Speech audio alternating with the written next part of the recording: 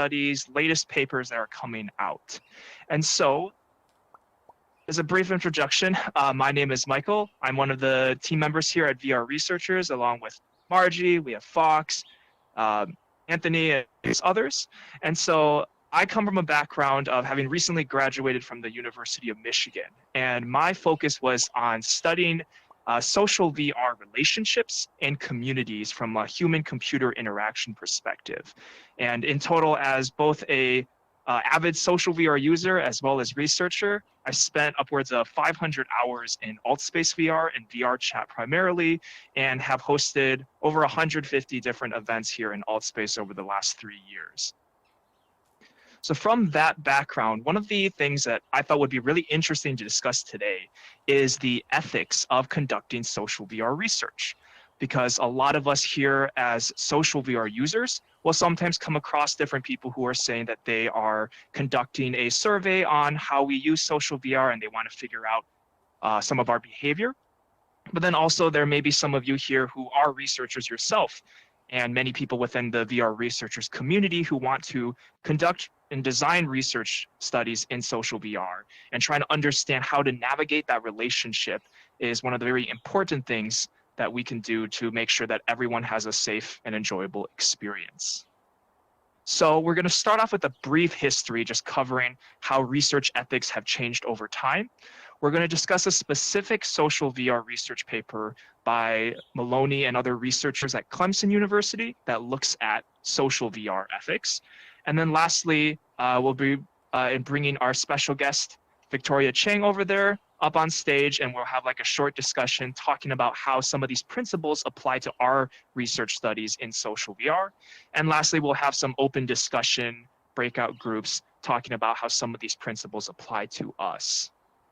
Specifically, as we go through this presentation, I want you to all consider some of these questions, where if you're a researcher, what ethical principles do you follow and what best practices do you kind of adhere to? But then also, if you are a user or participant, what principles do you think researchers should follow when interacting with different people in social VR? Alrighty, so when it comes to research ethics, a lot of people attribute the ancient Greek physician Hippocrates as basically stating this principle of first do no harm, which is one of the kind of guiding principles and ideas for a lot of people who end up working in medicine, medical research, biomedical research, where if we are working with human subjects, we want to first make sure that we can minimize some of the potential risks or negative effects that our research or our practices might cause. Fast forward a few centuries, we get to different research ethic ideas such as like the Nuremberg Code. This was coming right after World War II, following the different medical experiments that were conducted on Jewish people as a result of the Holocaust, as well as prisoners of war. And these set of 10 guiding principles for research established some of the early ideas around the fact that if you are participating in a research study or doing something for research, we have to make sure that people have the freedom to be able to volunteer that they want to participate in the study, as well as that they're informed about the potential consequences and effects of participation. We also have different papers such as the Declaration of Helsinki, which is very relevant for especially researchers in like the EU and Europe, which focused more on clinical research, but also was extremely important for research ethics because it established the idea that we should have an oversight board, which gave birth to how now we have institutional review boards or ethics boards to kind of give like the sign off before researchers actually conduct research. So building off of all of these different foundations of research ethics, we get to the Belmont Report, which is a very influential report that especially affects US-based research. And this was coming after the Tuskegee syphilis studies that were done, in which researchers were purposely infecting African Americans with syphilis without their consent in order to study these effects over several decades. And as a result of those significant breaches of ethics, the Belmont Report was created to kind of address moving forward how researchers should actually conduct study and try to reduce having these types of terrible events for the future. So the Belmont Report is guided by three main principles. We have respect for persons, which essentially argues that people are autonomous agents. They should have the ability to make decisions for themselves. For those who might not be able to have that autonomy, such as children, we should do our best to protect them, as well as ensuring that we get informed consent before we conduct human subjects research. Second, we have beneficence. Similar to the Hippocratic oath of first do no harm, this principle essentially establishes that we should minimize risks and maximize benefits when trying to decide whether we should conduct research. And then lastly, we have justice, which talks about how the benefits and risks as a result of this research should be distributed fairly, and no one group should be unburdened as a result. So in practice, how these different types of principles apply to research often kind of operates within this organizational structure of the IRB Institutional Review Board. Other countries also use different acronyms or other terms to decide or to define this type of body. So when it comes to research, before, like, for example, an academic researcher can actually do a study on social VR behavior, they have to get what they call IRB approval. These types of approvals can also vary depending on the classification of the study. So, for example, we have the non-human subjects research, which is essentially doesn't need to go through IRB approval. And for example, that would be like taking publicly available governmental data in order to do an analysis of it. Since you're not directly engaging with humans, some of the rules and procedures are slightly different. And then we have the various levels of exempt, expedited, and full board, where if your research has a potential to cause harm or if it potentially affects vulnerable populations, such as children or prisoners, for example, then your research might need to go through more rounds of review with various different individuals in order for you to actually conduct your study. And this process takes a long time, so which is usually how research is heavily reviewed before it actually is conducted by the time someone actually comes up to you and says, hey, I want to do a survey or interview with you. And then lastly, when it comes to the types of consent with research, consent can be given orally, written, or digitally. So for example, using AltSpace VR, you had to sign a terms of service, and that establishes some of the different principles or rules that Microsoft and AltSpace follows and what you agree to. And so that's one form of consent. Sometimes consent can also be waived if there's a minimal risk towards different individuals, but it's very context dependent. And one of the things that makes research as well as research ethics a very lengthy procedure is because there is a lot of variation as well.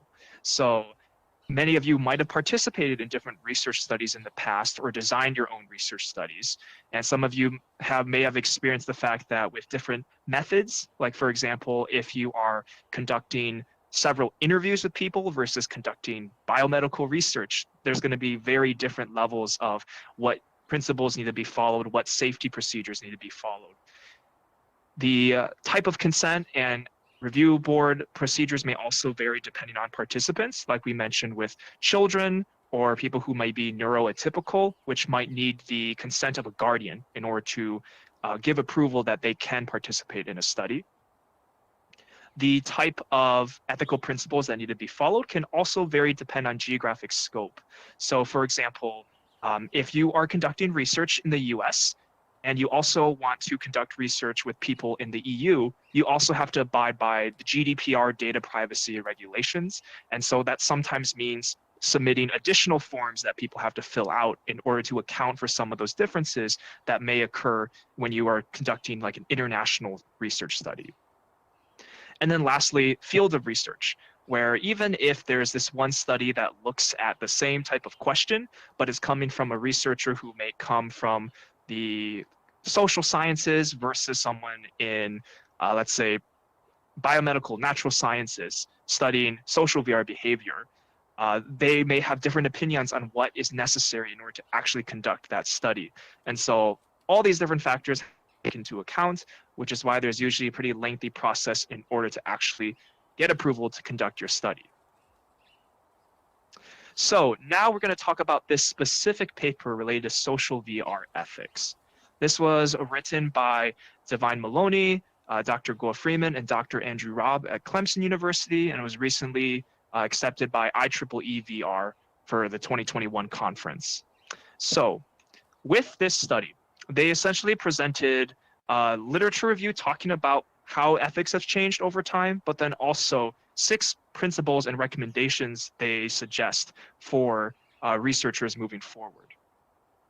So starting off, we have prioritized the welfare and consent of participants, as well as ensuring the privacy and care of participants, which is pretty self-explanatory when we think about how this might play into the ideas of like maximizing benefits, minimizing risks. Then we have knowledge of social VR platform and respect for community norms. So as a researcher going into a social VR platform, you want to make sure you understand the kind of culture norms that might occur when you are studying people's behavior. And then lastly, we have compliance with the platform's term of service, as well as recruiting diverse participants. And so based off of all these different recommendations, we can also apply it to our own social VR research. So now I'd like to invite Victoria Chang, who is a PhD student at the University of Maryland, to join me on stage, and we are going to talk about how some of these different ethical principles apply to our own social VR research. Please give a round of emojis for Victoria.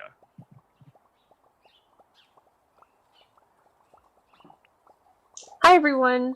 Can everyone hear me okay? Awesome.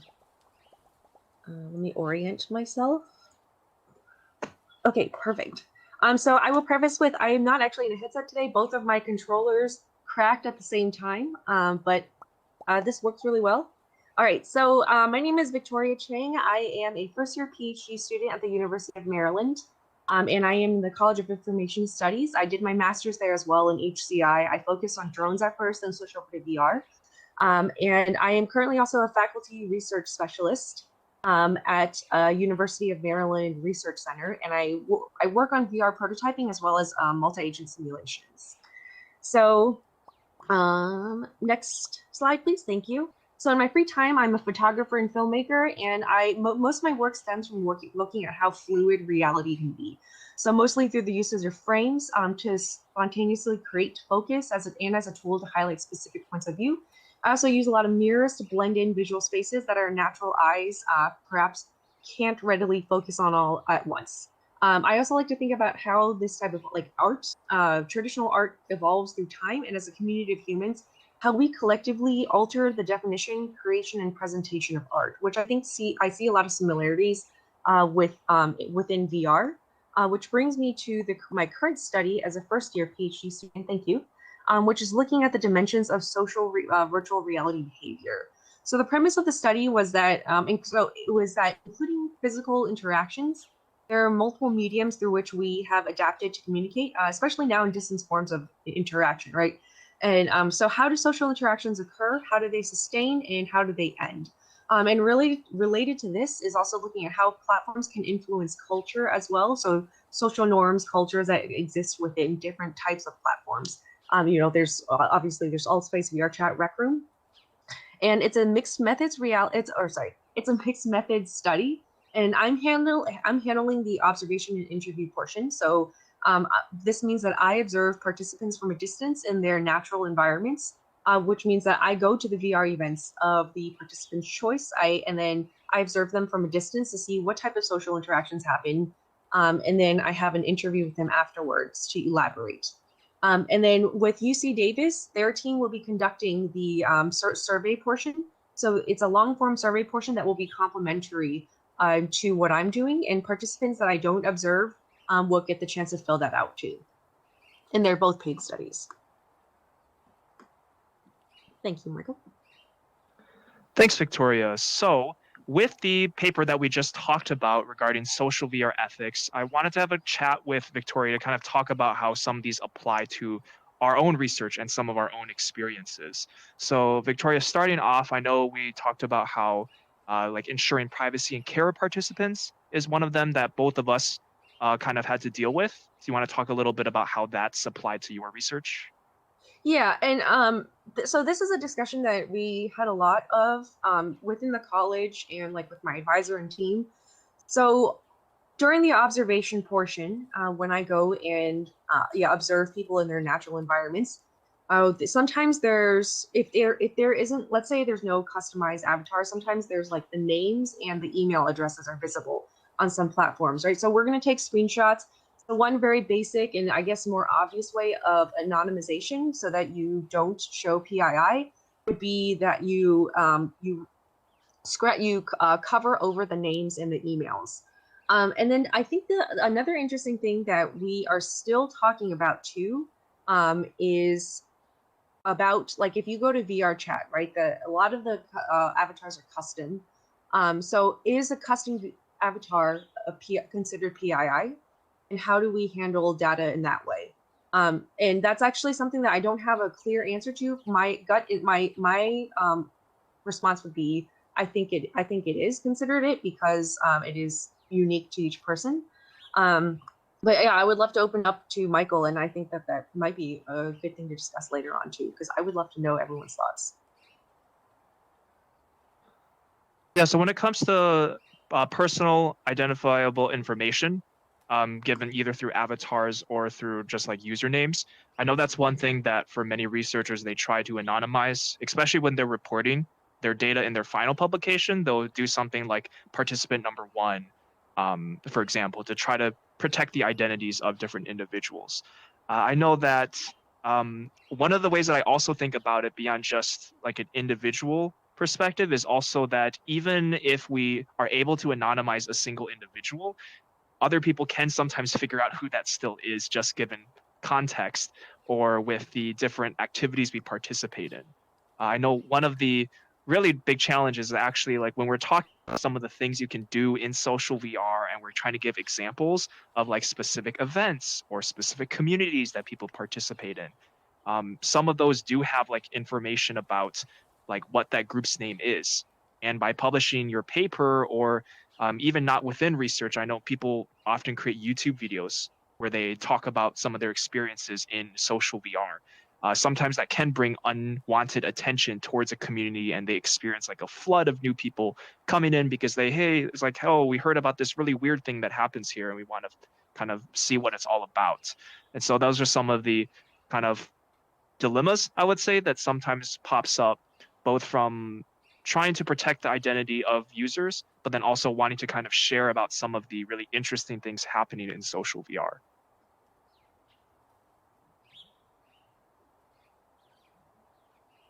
Yeah, I think that's that's a really good point. And I will say for me too, and I Michael, this is actually tying into one of your other thoughts about being familiar with platforms and knowing that there are communities that exist and that communities work differently within different environments and different types of event spaces. So I think another one would be to be, Michael, if it's okay to bring up, to be aware of what type of platform you're going into and how people want to anonymize the fact that they are part of certain groups. So for example, the first platform that we recruited from was an event space that was specific for conferences. So they held things like MacBest, like Samsung networking events there. So it was very different collecting information there versus somewhere like VR chats. And anonymization was different because there were only a certain amount of avatars you could choose from. So there was a selection of 8 avatars. So having to anonymize the appearance of the avatar was not as much of a worry. But even still, if we were to ever use any information, the plan is to first ask the participants if it's okay to even use that screenshot of them. And then if not, then we would probably simulate a similar event and use that as a representation of what we're speaking of.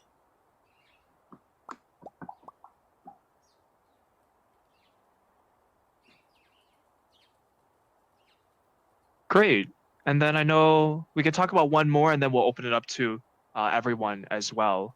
Um, so I'll start off with like the knowledge of social VR platforms. I really liked this principle from this paper because I think it's one of the biggest mistakes that new research sometimes make when they come into social VR, where if they haven't spent enough time in the platform themselves, they might not really understand like what are all the different things that people do, or perhaps like why they do certain things. And so as a result, people might come in with some prior judgments and like biases towards what they think this platform is about based off of previous experiences with other virtual worlds. And so I know there's a lot of parallels between like this approach that sometimes happens with social VR research, as well as what occurs in the field of anthropology, or like the study of humans and society, where there's a concept called cultural relativism, which occurs in which if like they talk about how anthropologists and researchers should come into a community or come into an experience or community that they maybe don't understand with an open mind, without trying to compare how this community operates compared to other communities. Because by not doing that, we end up kind of like describing this community based off of what we think is happening versus how the people who belong to this community actually experience that platform. And so by spending a decent amount of time in social VR, understanding this platform, not only does it help give you a less biased perspective on like trying to discuss about what are the things that occur in social VR, but also it helps a lot when you're trying to actually recruit participants, because then you already know people in the platform. You have connections with people that you can help promote your study versus like coming into this platform as like an outsider and then saying, I want to gather all of your data and then I'm going to leave. Goodbye. So I would say like that's one of the, I really wanted to emphasize that specific point. Victoria, any Yeah, comments? yeah, that's a really good point. And I can talk about one of my mistakes too. Is that I have been like making VR immersions and coding for a while, but a lot of that has been for specific clients. So in my mind, I was pretty familiar with VR, and I would attend VR chat events with my friends sometimes, but it wasn't too often. So I think so when I started recruiting for this, there were some platforms that I wasn't familiar with. Like Altspace, I actually didn't come in it as much prior, and VR chat, even though I had used it before, there were still a lot of things I didn't know. And I made that mistake at first of I think I was trying to sensationalize some things. And I find that that might be natural to some people to do because it's like, oh, this is a new thing. So I guess to stay as unbiased as possible, and then not make every little thing like a like a zoo kind of like people are participants. They're still people. This is a community that we're observing, and yeah, I think Michael covered it really well. And the other thing is that's why we brought up like VR chat versus Altspace versus Rec Room versus some some other private event spaces. They all have different social cultural norms, and they all create these norms differently. So I think it's really good advice. I don't know, browse Reddit or something and see how people operate in these events or event spaces.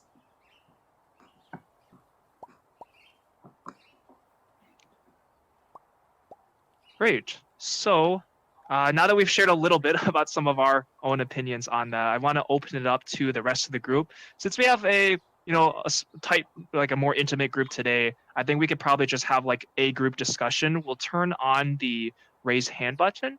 And so what that means is all of you will be able to click on that raise hand button if you want to share some thoughts on how some of these principles apply to you as either a researcher or participant. We'll go through a bit of a discussion, and then we'll finish off for today. So anyone like to share, what are your thoughts on some of these different principles that we talked about?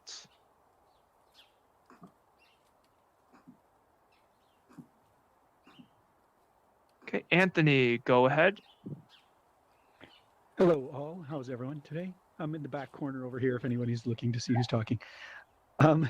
So really great presentation. And I think, ethics in VR research is something that we need to probably spend more time talking about collectively as a research community. And I like some of the points you were making here at the end about, making sure you understand a community before you go into it and when you go into it, and some of the relevance for that. But I also do want to point out there is a sort of a counter view to that. So it kind of depends on what type of research you're doing. So you guys are describing it more in the style of if you're doing sort of an ethnography, like this idea of going in and in that context, you want, the behavior of the individuals, but you need to understand it in the context of the community and spaces in which you're studying it. But there are other styles of research where if you're doing purely experimental stuff, you could argue that that would bias you. By going into the community, you would pick up their biases and maybe no longer be able to be objective anymore. So it really does depend on the type of research you're doing. If you're doing something more like an ethnography, then you can't do that without also taking the context of the culture into play. But if you're doing something like a hard experimental study where you're trying to isolate an individual variable for cause and effect, then not getting involved in the community, not doing all of that stuff would probably be appropriate. So again, you just always have to customize your procedures for whatever the goal of your particular research study is, So anyway, I just thought that's an interesting point to bring up, that it varies. We just have to be flexible.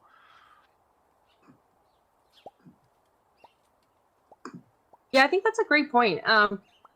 Because I also think like along that we can't always be completely unbiased, but No. there's also, it reminds me of the grounded theory approach to research where you and I think Anthony, yes. So where you collect data and then you see themes and codes occur as you collect the data. So you are like, you're transforming as you're going in your collections. I like your, I guess, I don't know if it's a counterpoint, but I guess it's a complementary point. Yeah, I would say it's probably more a complementary point in that it's not like I was just sort of pointing out that it's just you have to be, there's lots of different approaches to research, and different ways to go about it depending on whether you're doing a mixed methods design or a quantitative design or a qualitative design. And all those choices are driven by what your research question is.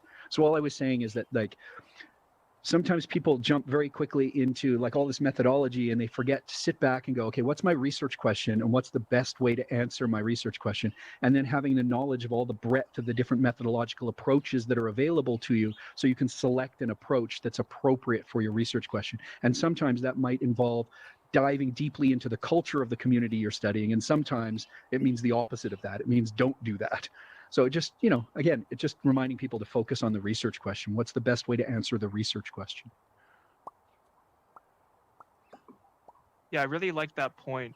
And I know that one of the ways that when I was working with my professor as well as another research assistant on our social media research, the fact that we had like a team of people where like I had a lot of experience in social VR, but my team members were more new to it. It also helped make it more objective because in that case, when there were like I did come in with the motivation of like, I love spending time in alt space VR. I want to share that through research. My professor was able to kind of push back and like, is this actually contributing to like the literature? Is this actually like supported by the data versus just my own personal experiences? But I think it is a good balance to try to. Yeah, that's a great balance. Cool. Thanks, Anthony. Feel free to raise your hand if you have any thoughts as well. But I'm also curious for many of you people here in AltSpace, like how have you also dealt with research studies in the past when like you might have like seen someone come in and say that they want to do research, they're looking for participants, and they might have like asked you about joining their study?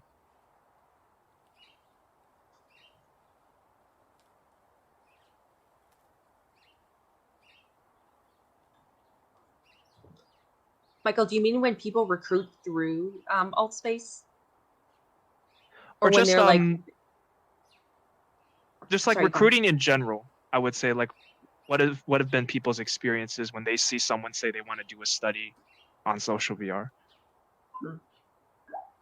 So Looks like I can or, did someone raise their hand? Okay, no. Let's yeah. I'll let okay. I'll say that. We'll let Keith go first and then Yes. we'll hop back to you. Thanks, Keith? Michael. Hi guys, long time no see.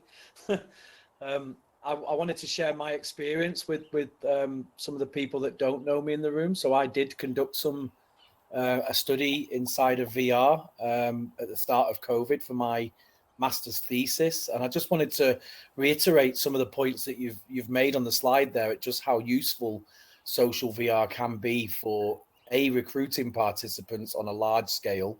So just to reiterate the point, I was very fortunate to be able to recruit 74 participants inside of AltSpace for my study, which is actually quite a large number for an internet-based study. And also because everybody inside of AltSpace is across the world, that allowed me to then, generalize those results on a much larger audience across, several continents, which was really quite great.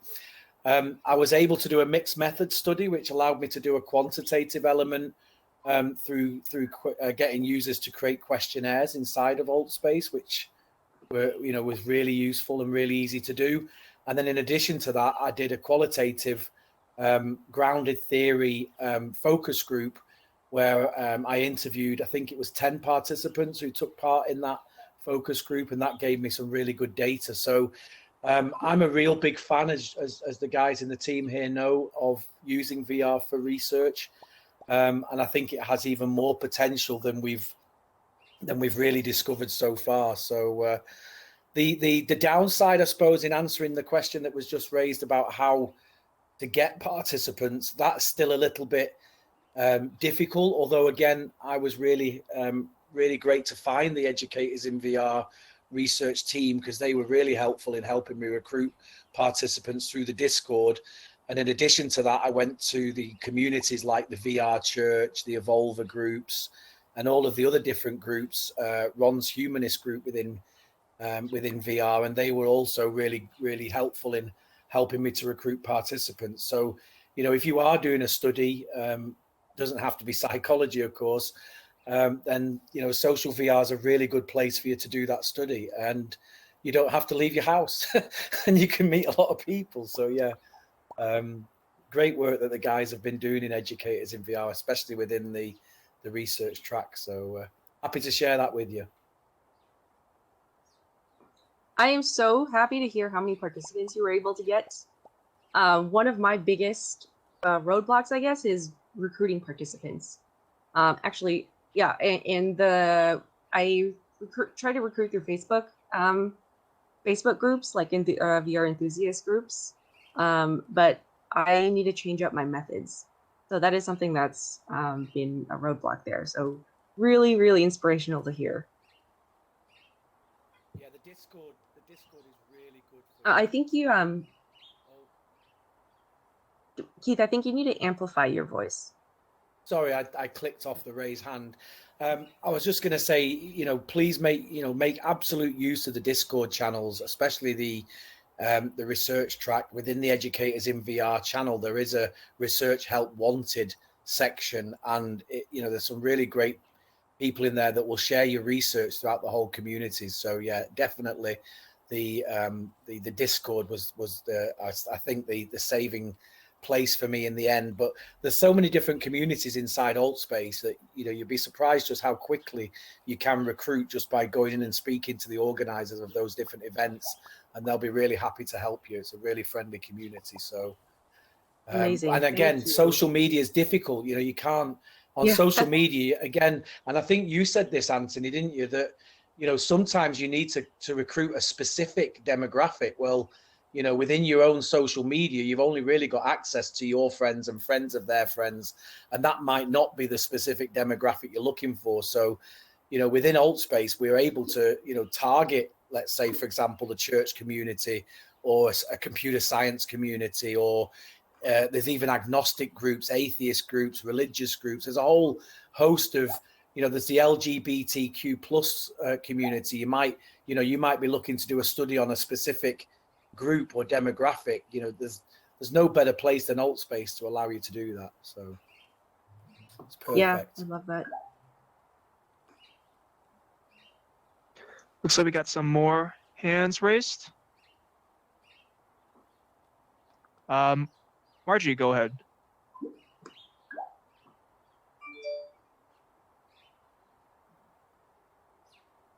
Can you hear me now? Yes. Okay. I can't believe I said that. But anyway, I'm Margie, and I think as far as being a participant in somebody else's research, it helps me to know who the person is. It helps me to know the ethical components that they are using for their research. I like to know why they're doing it. I like to know who's involved. And I specifically like to know if I can see it, the results when they're done, because I find that very fascinating. I think just being a person who's coming into VR, especially at my age, which is I'll be 70 this year, we're adventurers. You know, we like to take risks. And I've got friends who wouldn't even touch my headset, even though I've offered it to them. So, you know, our ability to help in that kind of research or any kind of research is wonderful. I have seen it on Facebook in some of the Oculus groups, and I'm a little hesitant, just because I don't know the people. But one of the things that's nice about being here, and I think that's what Keith said, is being a part of Educators in VR, which it has touched a lot of people in various topics. So I just think this is really exciting, and I love research. I love to see the outcomes that people have developed from their research. So more power to you.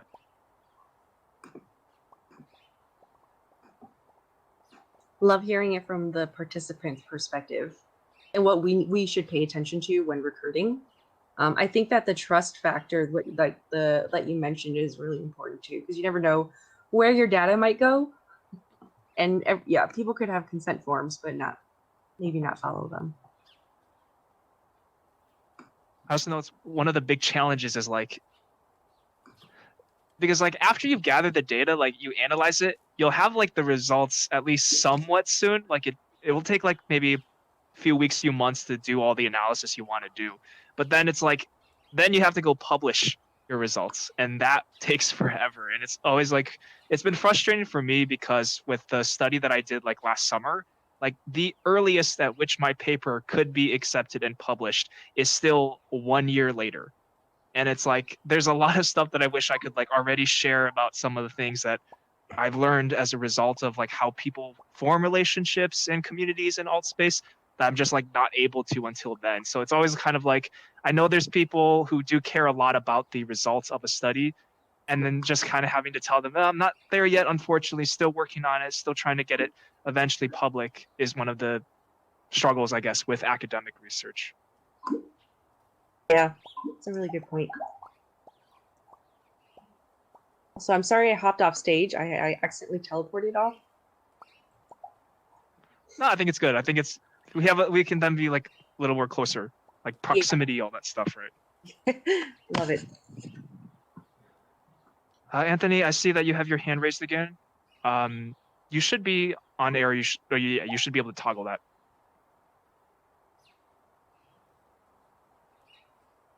I see Anthony's mouth moving. Hey, there we go. I think I'm right now, right? Am I good? Anthony, I think you need Can to. you hear me? Turn on.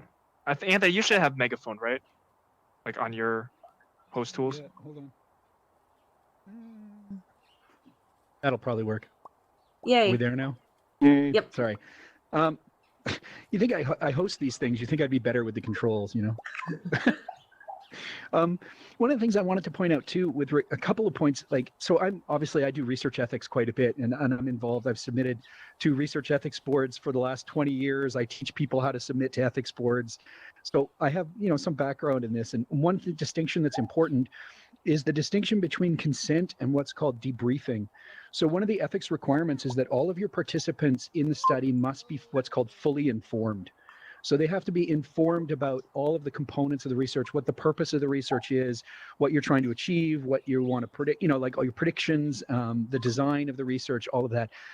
But to be clear, you don't necessarily have to provide all that information before they do the study. So some of that information can be provided after they complete the study. because we all know that we all change our behavior if we're being observed. If I go to someone and I say, we're going to study this and we're going to watch you and see if you do X, Y, and Z because we're interested in this theory and we think that we put you in this condition, so we think you're going to behave this way. By telling someone that in advance, it clearly will change the way they behave. It's not really good science and good data collection anymore.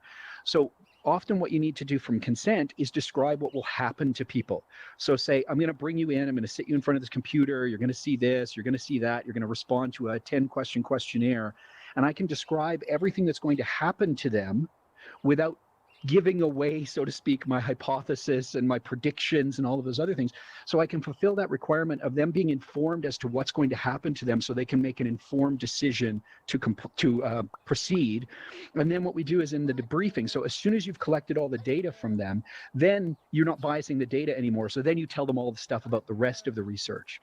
And this is this idea between having a consent form and a debriefing form that balance each other out.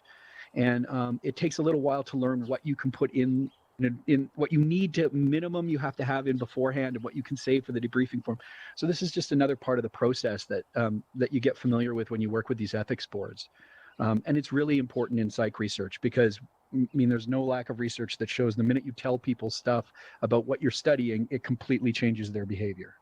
So another thing to consider in terms of how much you're revealing and how much you're not revealing, and another one of the things you have to balance.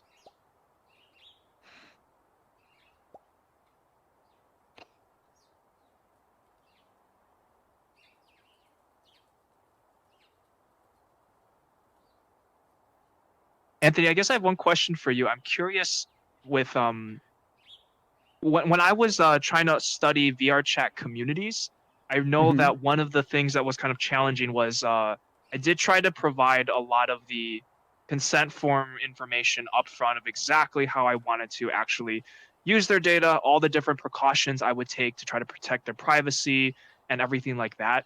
But then I think the people that I talked with did say like how that form probably is like legally contract whatever protects me because it shows that I'm doing all these things. But for them, Right. it's like too much overwhelming information and details for them to be able to actually comprehend the information efficiently, Right. especially those who are not researchers. And so I'm curious how you kind of think about that in terms of communicating both the consent portion as well as the debriefing portion for like non-academic audiences. Yeah, you know, that's a really good question. And it's actually one that we've been struggling with because what I've seen happen over the last sort of 10 to 15 years at my institution is the requirements for the consent form got bigger and bigger. You must have this in, you must have this in, you must have this in. And they created a template and we had to fill it in. But in practice, what we found is that wasn't helping participants make an informed choice. It was actually doing the opposite. Because you used to be, you'd give them a paragraph and they could read it and then sign it and go, okay, this is what I'm going to do. And then it became like a 5-page legal document written in legalese, because that's what the lawyers from the university wanted. And what we found happened is people stopped reading it altogether. So they would you just give them the form, they just flip through the pages and sign it on the back and hand it back, and they'd never look at any of it. So what was happening is the opposite. The people in administration were saying this would help people make better informed choices, and the opposite was actually happening. So we had a bunch of people at our university that were actually like going through the big legal consent form, having people just sign it and hand it back, and then actually having a second form that just was one paragraph that described what was really going to happen to them, and having them sign that too. Because we had to like come up with a procedure to compensate for the procedure that the ethics board had implemented. So there can be some serious challenges with this in terms of like finding the balance. And I'll be honest with you, the biggest ethics challenge I have in doing VR research is a lot of the time, not now with COVID, but prior to that, we would always bring people into the lab one at a time, put a VR headset on their head, and then do the research with them. So it's not like just recruiting people who are in their own homes, right? And doing their own thing. So then there's all the ethics around the safety of bringing that person in. I mean, in essence, it's like bringing someone into a closed room. When you put a VR headset on, it's like blindfolding them. So now you've got a person in a room with people they don't know, and now they're blindfolded. The anxiety that can create for an individual, and the fear and not feeling safe, especially if you get a situation where you have people of say different genders or people one-on-one in a closed room. You don't want attention distraction, so maybe you seal the room up and there's no sound, and now all of a sudden the two of you are alone in a private space and one of you is blindfolded. You can quickly imagine the ethics challenges that creates. So we had to create a lot of procedures around being able to do that in a lab in a safe way. And we found the biggest one is talk all the time. As soon as the headset is on the participant, the researcher should not stop talking, because then the participant can always tell where the researcher is just by the sound of their voice. And that made our participants feel much more comfortable. That's one thing we found. So things like that. So there's a lot of those kind of procedures too that you have to think about if you're working in a situation which you're actually putting a headset on someone, whether that's a private company or in an academic setting. Anyway, I'm babbling too much. This is an area for me that I'm heavily involved with because I teach all these research methods courses and I teach this stuff in my classes and all that. So anyway, I'll be quiet. That's really helpful. I like the differentiation you made between bringing people in the labs and the consideration for how they may feel, even though you can see them and you can see their physical safety, but for them, they are in virtual reality, and hopefully the virtual reality immersion does immerse them in and take them out of the real reality. But I like all the precautions that you brought up to consider.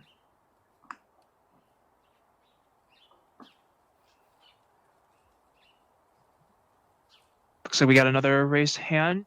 Confused 7, go ahead. Hi. Hello. Again, it's me. You guys hear me? Okay, no, sorry. I also raised my hand sometime. Hello? I hear There we two go. voices.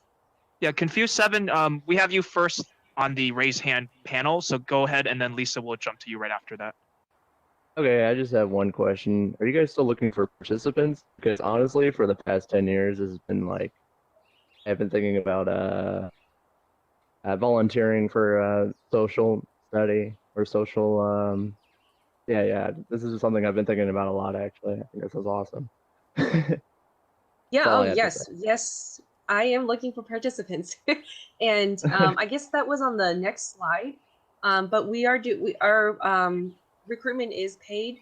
It's an Amazon gift cards that you do get paid for your participation, and yeah. So these are the links on there. So like I said before. But in case you missed it, there are two parts to this. So I'm taking care of the observation and interview portion. Observation is I will go with you to whatever VR event you're going to attend, either through laptop or headsets, and then I'll interview you after. So it's $10 an hour in Amazon gift card for the duration of the observation and interview. And then there's another portion which is $10 for the completion of a longer survey. That's around 20 to 25 minutes, and that's the part that UC Davis will take care of. So I have links on here. I try to shorten them, but in case it's too long, you can shoot me an email at vchang90@umd.edu. We would love to have you as participants. I think that's awesome. I think it's actually kind of funny. The thing I think about like 24/7 is the philosophy of ethics, like all the time. Is this morally like how does this contribute to the world? How does it not contribute to the world? And like it goes into the moral philosophy as well, Nietzsche and all these types of different things I think about and talk about. I just absolutely love it. So I think this is really helpful and cool that you guys have this setting where anyone can access it. I think that's honestly the future. And that's all I have to say. Love that you think about it so much. I think it is really important to keep in mind, not just for research, but in our everyday conduct. Oh, definitely. Yeah. It was awesome. I want Confused 777 in my class. Like, I want students that care about ethics in my class. It'd be so fun to have in class. People who actually want to talk about it and they're interested. I bore my friends with. I love ethics. It's psychology, ethics, philosophy, those types of things. It's like how we function in life. How do we conduct ourselves in the universe? How do we interact with other people? It's such a thing that I'm passionate about. Cool. Well, thanks so much, Confused 7. Well, people will hang around afterwards, so feel free to chat more. Let's finish with Lisa, and then we'll wrap up. So go ahead, Lisa. You should be megaphone now. Yeah, hi there. Thank you. Can you hear me? So I had a question regarding conducting research for a multi-user study in social VR. How do you actually be sure that people won't harm each other? Because if it was in the lab, you would just be able to see directly what's going on, but either people know each other because it's a known community with people that know each other, or completely stranger. How do you usually deal with multi-user participant, like study for participants?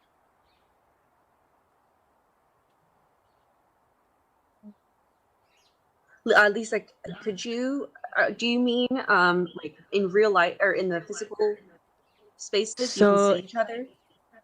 so in social VR, when you need to conduct a study where you probably like got multiple user around each other, how do you Mhm. usually like conduct these studies? Oh, so I guess I can talk a little bit about the ones that we've done, and I'll pass it to someone else who's done a lot more. But for us, for our initial observations, how we have done it is I will just stand from a distance so that I don't because I don't want to. I'm not trying to hear what they're talking about with other people, so I'm looking for like behavioral cues that I can see through their embodiment. So yeah, I don't have to necessarily hear them. So I'm not trying to evaluate their real person. I'm trying to evaluate their behavior within the VR world. So I just stand like, say I'm observing Michael right now. He's standing over there. I would stand this distance or like further away so I can see the complete picture.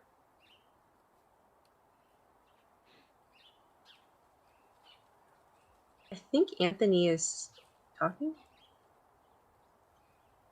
Oh no. Lisa, to add on to what Victoria said, so when I was looking at VR chat community specifically, I did tend to focus on those that were established communities, groups of users that were experienced with the platform, already knew each other. And for the most part, I think when it came to just in general, like I remember on the consent forms I'd written that like there should be no like me studying participants should not pose any additional risks towards them versus their just like everyday use of social VR. Um, I guess there are like interesting questions that do appear like if you are a researcher, you're studying social VR behavior, and something goes wrong, something bad happens, you see like let's say harassment or bullying occur, what do you do? I think that brings up a lot of questions where some people might say that uh, you should allow what you shouldn't like interrupt or like disrupt what's going on, while others might say you need to go act on it or at least do your best to try to report behavior that is potentially harmful. So I think it does vary, and it might vary even just on a case by case basis. But yeah, so let's wrap up then. So today we talked about the history of different research ethics, and like how research ethics has changed over time. We talked about this social VR ethics paper by Divine Maloney. You can find that paper online. And then lastly, we had a discussion on some of the different ways that these principles apply to our own research or our own experiences participating in research. So coming up next week, we have our guest speaker, Rob Tarot, who will talk a bit about some of their upcoming projects related to like VR education. And then the following week, we have Tommy Erickson, who will talk about some of their work with I believe, hosting classes in Mozilla Hubs. And so we'll have guest speakers coming soon, more details to follow. If you want to stay in touch, you can sign up for our newsletter. This is Victoria's study. We'll come back to this slide afterwards if you want to copy down the link. But I wanted to end today by just talking about one quote that I think is important to keep in mind as researchers, where this falls in the field of like ethnography, immersing ourselves in communities, but it does apply as well to just I think researchers in general, where Tom Belstorff says that most informants may never read what we write, but they will remember us as researchers, our listening, our interest in their lives, and the way we took care to follow the complexities and enigmas of their everyday lives. So just to remember the impact that research can have on other people, as well as how participants also can impact researchers and what we know about the world. So thanks everyone for joining VR Researchers. Find our newsletter here. We'll still stick around for a little bit afterwards if you'd like to chat. And here is Victoria's study again if you want to participate. Thanks everyone. Thank you. Thanks, guys. It was fun.